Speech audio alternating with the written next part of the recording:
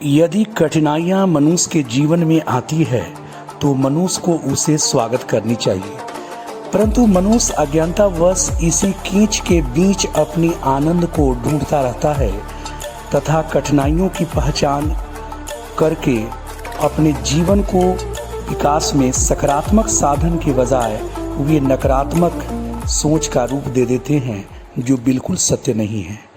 कठिनाइयाँ उस जाड़े की ऋतु की तरह होती है जिसकी समाप्त होने के बाद बसंत ऋतु की आगमन हो ही जाती है। कठिनाइयाँ दुख से उभरने में सहायता प्रदान करती है। इस तथ्य को स्वीकार करने से हमें कदापि संदेह नहीं होनी चाहिए। कठिन परिश्रम के द्वारा प्राप्त की गई कोई भी वस्तु मनुष्य के जीवन में शीतलता प्रदान करती है। मनुष्य को अपनी हालात के साथ समझौता सदा करने के लिए प्रयासरत रहना चाहिए।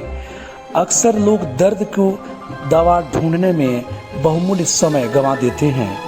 ऐसा न करके दर्द को ही दोस्त बना लिया जाए तो फिर क्या कहना।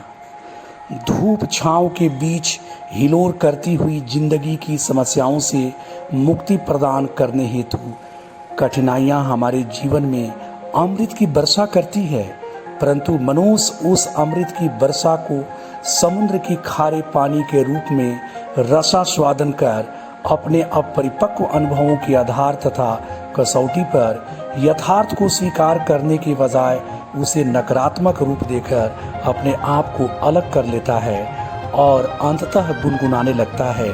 था गलत कदम उठा रहे शौक से ताउम्र मंजिल हमें ढूंढती रही।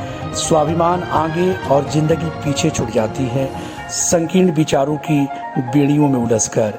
हे मानव, उठो, जगो तथा अपनी जीवन की यात्रा खुशदिल होकर पूरी करो।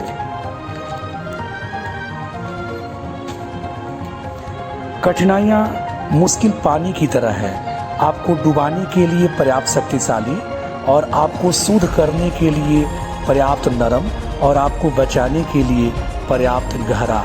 इस तथ्य को सदैव हमें याद रखना चाहिए।